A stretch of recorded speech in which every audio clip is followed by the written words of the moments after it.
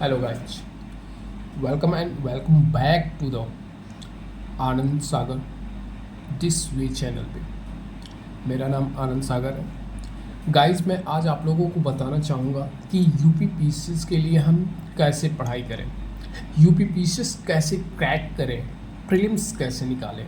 My dear friends, मैं आपके लिए एक आइडियाज़ लाया हूँ कि किसी भी, ये तो मैं कॉन्स्टिट्यूशन के लिए लाया हूँ, ऐसे ही आप रैंडम जितने भी आपके सब्जेक्ट हैं सारे सब्जेक्ट के आप ऐसे बना सकते हैं। ये देखिए, चूँकि हम लोग तैयारी कर चुके हैं, ठीक है, अभी हम तो फ्रेशर नहीं है। फ्रेशर वालों के लिए भी ये रणनीति होगी, और जो फ्रेशर नहीं है उनको रिवीजन, ये सितंबर माह जो है, सितंबर मंथ है, ये रिवीजन के लिए बहुत ही इम्पॉर्टेंट है माय डियर फ्रेंड। तो देखिए, कॉन्स्टिट्यूशन में इंडियन पॉलिटी, ये आपका मैंने पार्ट वाइज डिवीजन कर दिया। ये पार्ट जो आपको दिख रहा है, पार्ट फर्स्ट जो दिख रहा है, ये पार्ट फर्स्ट का मतलब है एक सेटिंग में हमको, यानी एक बार बैठना है तो इतने पार्ट को हमको, ये जो 7 टॉपिक आपको दिख रहा है, इन 7 टॉपिक को हमको क्लियर कर देना है।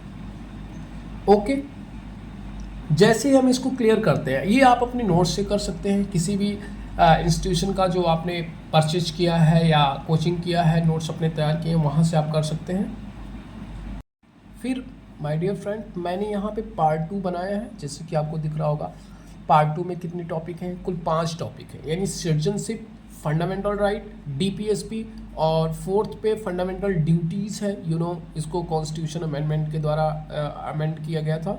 और फिर स्टेट पॉलिसी है, इट्स वेरी इंपॉर्टेंट। यानी सेकेंड पार्ट में अगर हमको बैठना है, या अगले दिन नेक्स्ट डे, पार्ट फर्स्ट को मैंने कंप्लीट किया, बस वहीं पे स्टॉप कर दूंगा। फिर सेकेंड पार्ट यानी सेकेंड डे जब मैं पढ़ूंगा तो इतने 5 टॉपिक को क्लियर करूंगा। ओके, ठीक है। अब हमने जो फर्स्ट पार्ट पढ़ा था, चूंकि सब्जेक्ट बहुत ज़्यादा है, तो जो फर्स्ट पार्ट मैंने पढ़ा था, अब माय डियर फ्रेंड उसका हम लोग करेंगे क्या? रिवीजन। कैसे करेंगे? एमसीक्यूज से करेंगे, एमसीक्यूज से रिवीजन करेंगे। अब ये एमसीक्यूज कहाँ है? एमसीक्यूज आपके पीवाईक्यू भी हो सकते हैं, वेरी वेरी इंपॉर्टेंट, बिकॉज अभी मैं आगे सीरीज़ में आपको बताऊंगा। मैंने बहुत ज़्यादा एनालिसिस, लगभग 35 साल का एनालिसिस मैंने किया, 35 ईयर पीवाईक्यू को मैंने एनालिसिस किया है। कौन कौन से क्वेश्चंस रिपीट हुए मैं आपको बताऊंगा। लगभग माय डियर फ्रेंड सारे क्वेश्चंस उसी टॉपिक से रिवाइज किए हैं, एक भी इधर उधर से नहीं है, सब कुछ रिवाइज है। तो मैं आपको ये बताना चाहूँगा कि जो मैंने फर्स्ट पार्ट अगले दिन, पहले वाले दिन में कंप्लीट किया था, जिसमें कुल 7 टॉपिक थे, उसको मैं पीवाईक्यू बेस पे सॉल्व करूँगा। अब आप घटना चक्र भी उठा सकते हो इंडिविजुअल सब्जेक्ट का, वहाँ से आप कर सकते हो, लेकिन ये पॉसिबल नहीं है कि आप सातों टॉपिक को कर लोगे, बिकॉज एक एक टॉपिक में 50-50 क्वेश्चंस हैं, 50-50 60 क्वेश्चंस हैं, तो उसको नहीं किया जा सकता है। तो आप एक टारगेट बनाइए कि हमको एक टॉपिक से 10 क्वेश्चंस करने हैं, तो आपके 7 टॉपिक हैं, लेकिन सातों टॉपिक से करना है, बिकॉज आपने जो कंटेंट पढ़ा है ना, उसको अप्लाई वहाँ पे कर रहे हैं, और यही एक्चुअल में आपको अप्लाई कहाँ करना होगा? एग्जाम में करना होगा। तो अप्लाइंग मेथड आपको सही हो जाएगा आपका, ठीक है, अप्लाइंग मेथड सही करना है, और आपके कंटेंट रिवाइज भी हो जाएंगे कि हाँ, जो मैंने पढ़ा है वो याद है कि नहीं है। जो लैग पॉइंट होगा वो आपका निकल के बाहर आ जाएगा, उसको आप पॉइंट आउट करेंगे, फिर उस टॉपिक को रिवाइज कर लेंगे, यानी that is your lag point. और यहाँ पे आपको हार्ड स्ट्रगल करने की आवश्यकता होगी। अब सेकेंड पार्ट जो है, आपने citizenship, fundamental right, DPSP, fundamental duties, state policy को आपने पढ़ लिया अपने नोट्स से। अब इसको तुरंत इसका एमसीक्यूज नहीं लगाना है, एमसीक्यूज कल लगाइए। अब पार्ट सी आपको दिखाई दे रहा होगा, यहाँ इस पार्ट 3 में आपको दिखाई दे रहा होगा। अब ये नेक्स्ट डे आपका एजेंडा होना चाहिए, टारगेट होना चाहिए कि हमको ये 8 टॉपिक क्लियर करने हैं, वेरी इंपॉर्टेंट टॉपिक हैं, और ये रिवीजन कर रहे हैं। You are not a fresher man, ठीक है, आपको ये सारे कंटेंट याद है, ठीक है, आपसे रिवाइज कर रहे हैं, और रिवाइज के दरमियान तो कम ही समय लगता है, एंड जैसे कि पार्लियामेंट, लोकसभा, राज्यसभा, संसद, end funds of the governments, and PM हो गया, स्टेट लेजिस्लेचर एंड सीएम हो गया, ठीक है, ये पार्ट आपने क्लियर कर लिया। ओके, अब इसको क्लियर कर लिया, अब बचा आपका पार्ट 2। क्या? पार्ट 2 आप उसको तो पढ़ चुके हैं। अब आप अपने उस पीवाईक्यू में तो वैसे सब मैशअप होता है, क्वेश्चन का मैशअप होता है, लेकिन आप इंडिविजुअल जब वो क्या बोलते हैं उसे, पूर्वालोकन से जब आप पढ़ेंगे उस इंडिविजुअल टॉपिक से, तो आप 10-10 क्वेश्चंस लगा लीजिए, चूंकि 5 ही टॉपिक है तो 20-20 क्वेश्चन लगा लीजिए, ठीक है। इस तरीके से आपका सारा क्वेश्चंस अप्लाई भी आप कर लेंगे और आपको यह भी पता चल जाएगा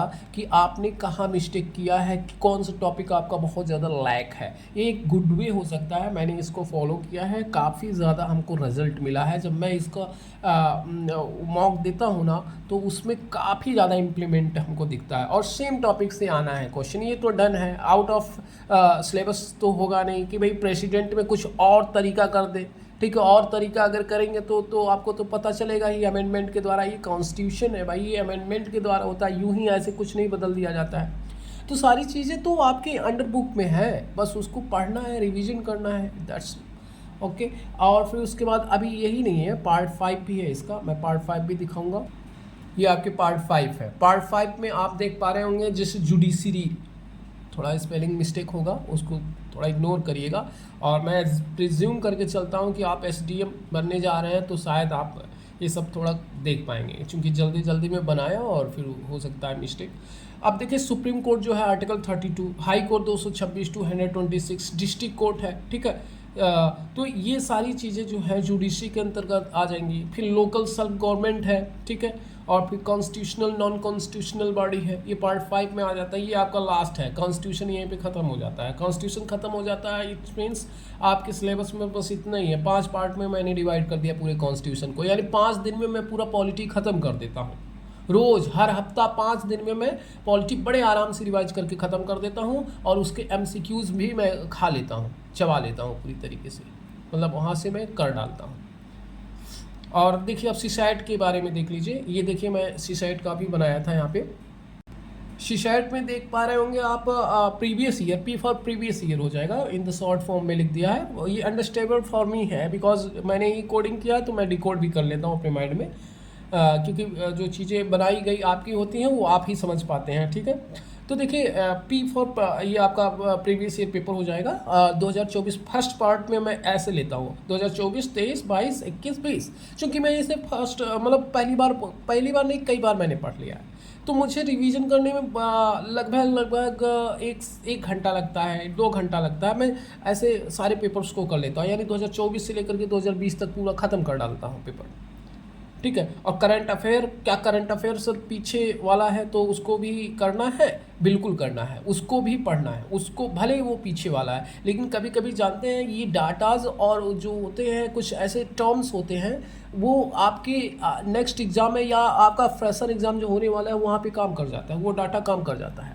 और जैसे कि परियोजना हो गया, स्कीम्स हो गए, ये सब कई स्टैटिक स्कीम होते हैं जो कि करंट वाले स्कीम नहीं, पास्ट वाले स्कीम पूछे जा रहे हैं। आप अगर एनालिसिस करेंगे, मैंने 35 साल के पेपर को एनालिसिस करके बता रहा हूँ मैं कि कई क्वेश्चंस ऐसे मल्टीपल क्वेश्चंस जो रिवीजन है, एज इट रिवीजन है, हूबहू कट कॉपी पेस्ट वाला प्रोसेस है, और उसको सेम स्कीम को रिवाइज कर दिया गया है। तो उसको आपको करंट अफेयर तो पढ़ना ही पढ़ना है, भले वो पुराना हो। जैसे कि सपोज दैट 2020 आप पढ़ रहे हैं, पेपर PYQ को सॉल्व कर रहे हैं, तो 2020 के जितने भी करंट अफेयर के, को ऐसा नहीं कि करंट अफेयर को इग्नोर मार दो और बाकी सारे क्वेश्चन को घोर के पी लो, नो, आपको सब करना है, उसको भी करना है, वो आपको याद रहेगा कम से कम। ये तो आप डिटरमाइन कर पा रहे होंगे कि करंट अफेयर में पूछा किस टॉपिक से जा रहा है, ये बहुत इंपॉर्टेंट। और कभी कभी उसके डिस्क्रिप्शंस में आप देखेंगे तो उसका डिटेल्स भी होता है, जिसमें कि पास्ट स्कीम्स हो जाते हैं। जैसे कि मान लेते हैं 2025 का अक्टूबर में आपने पेपर दिया, 12 अक्टूबर को पेपर दिया, तो फिर उसके बाद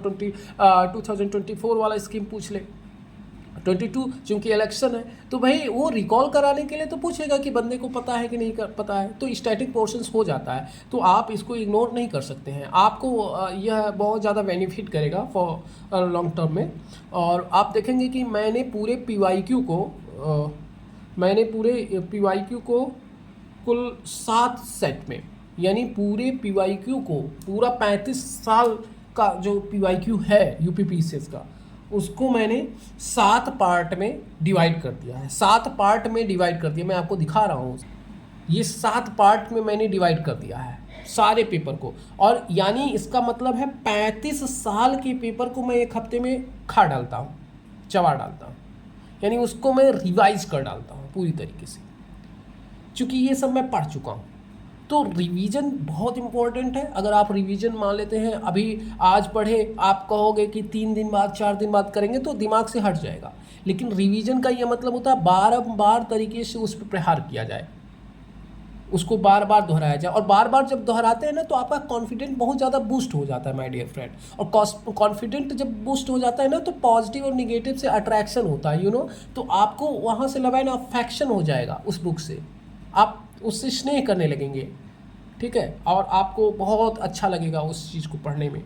तो देखिए ये बहुत ज़्यादा बोरिंग नहीं है। बोरिंग तब हो जाता है जब हम टॉपिक को पढ़ करके छोड़ देते हैं, उसका PYQ नहीं करते हैं, तो हम डिमोरलाइज हो जाते हैं। अगली बार जब पेपर पे डायरेक्ट पहुंचते हैं हमको कुछ अइबे नहीं करता है। और आए क्यों?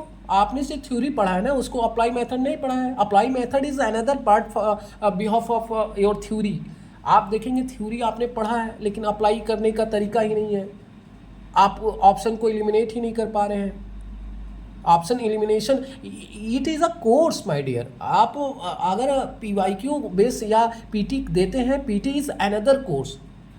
आप देखेंगे कि जब आप किसी टॉपिक को पढ़ रहे होते हैं तो वो सिर्फ कंटेंट आप पढ़ रहे हैं, ना कि उसके क्वेश्चंस के फॉर्मेट को आप देख रहे हैं, ना कि उसके आप ऑप्शंस को देख पा रहे हैं। तो ऑप्शन बहुत ही ज़्यादा क्लोज होते हैं, एक दूसरे से रिलेटिव ऑप्शंस होते हैं। जैसे गोलमेज सम्मेलन हो गया, उसमें गोलमेज सम्मेलन 3 सम्मेलन में महात्मा गांधी ने किस सम्मेलन में भाग लिया था? आप देखेंगे महात्मा गांधी तो बैकबोन है वहाँ पे, ठीक है, बैकबोन है। बैकबोन का मतलब है बहुत प्रेस्टिजियस एक पार्टी है।